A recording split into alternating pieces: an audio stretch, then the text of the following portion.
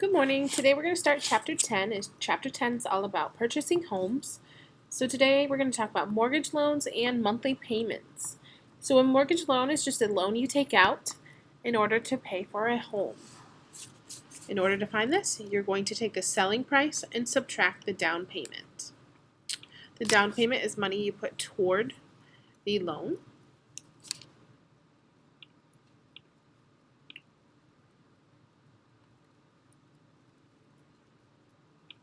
All right, so the first one we have Kurt is buying a home for $140,000. He is making a 15% down payment, and we want to find out how much he needs to finance the purchase. So you're going to take your $140,000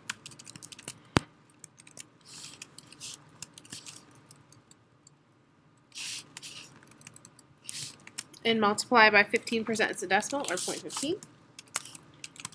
And this will give you the down payment amount. So $21,000. But we need to find how much he has to finance. So if the house is originally selling for $140,000, we will subtract the down payment because that's money put toward the purchase. So $140,000 minus $21,000, he will need to finance $119,000.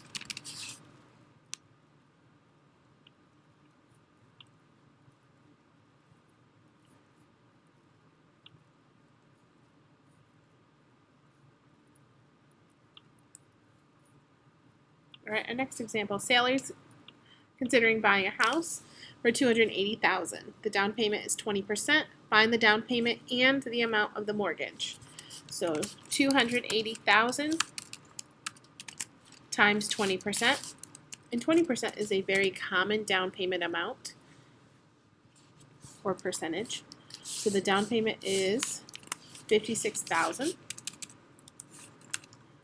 So that's the first part of the question, but then we want to know how much she has to finance. So $280,000 minus the down payment of $56,000.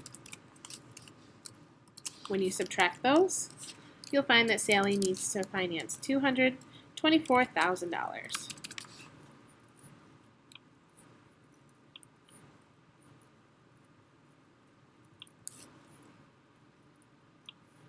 Example 3. Kyle is going to buy a house for $242,500, and the down payment is 30%. We want to find the down payment amount and the mortgage. So $242,500 times 0.30, you should get a down payment of $72,750. Then we need to find what's left to finance.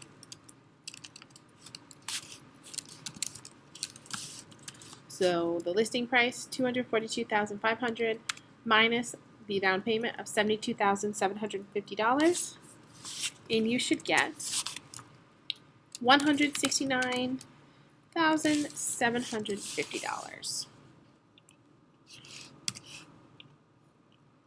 Okay, so there's 10.1, very straightforward. We've done those type of problems before. 10.2, the monthly payment and the total interest. Okay, so what we're going to be doing is using this table. You'll notice this table is set up as the monthly payment for a $1,000 loan. That is why we're going to be dividing the mortgage amount by 1,000 and then multiplying by our table number. So this is what's left to finance. Divide it by 1,000, multiply by the number that corresponds from the table.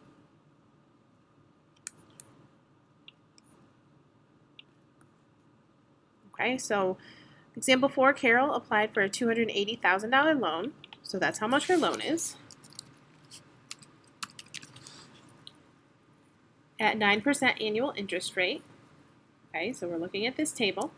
The loan is for 30 years. 9%, 30 years. You'll notice that 8.05. And we want to know her equal monthly payments that include interest, as well as the total amount of interest she's charged throughout the course of the loan, so over the 30 years. So we're going to take this number, the mortgage amount, and divide by 1,000. And once we get that, you'll get 280 times the corresponding number from the table. 9% 30 years, 8.05. So 280 times 8.05, and you will get $2,254. So that is her monthly payment. Next, we need to find the amount she paid over the course of her loan. So she's making this payment every month for the year, so 12 months in a year, but she's making it also for 30 years. So we're going to take her payment amount, her monthly payment, times 12, because that gives us how much she pays per year, times 30, because we need 30 years worth.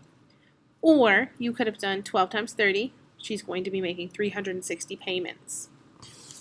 So $2,254 times 360, you will get $811,440.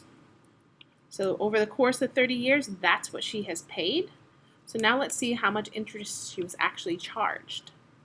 So we're going to start with what she paid over the course of the loan, $811,440, minus what she actually took the loan out for, $280,000. Go ahead and subtract those, and you should get $531,440. So $500,000 just in interest. Okay, so when you go to get a loan for a home, be aware of your interest rate. That is huge. She could have purchased this home a couple times with that. That's another reason why it's so important to be careful with your credit and your credit score. All right, so another example, number 5. Cameron has a mortgage loan for $390,000 at 5% for 20 years. And we want to find the following again. So starting with what his loan's for, $390,000. We need to divide that by 1,000 because of the table we're using. So that leaves us 390. And then we're going to take 390 and multiply by the number that corresponds from the table. So 5% for 20 years. 5% 20 years is 6.60.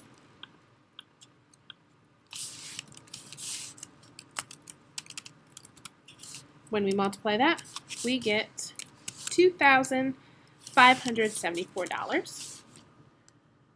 So that's his monthly mortgage payment.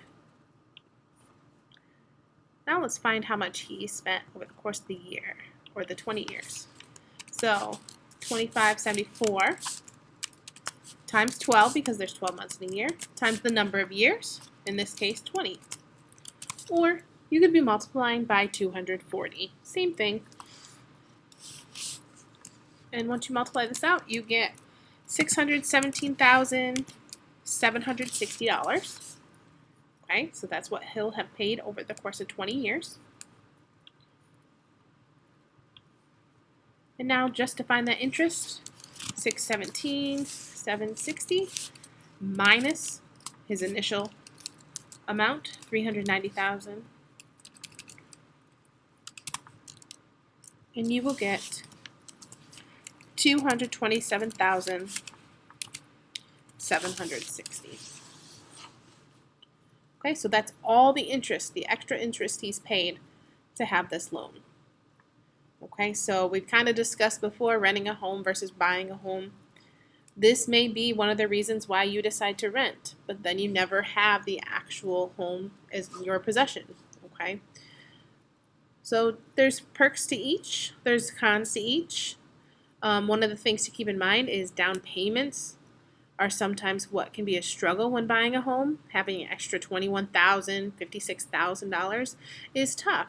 So you want to look for programs that will help you. Not all loan companies require 20% down. Although it's common, there are other things to help you, or other places you can go to help with your down payment or to avoid a down payment. All right, so now that you did that, go ahead and work on the assignment for today. Have a great day.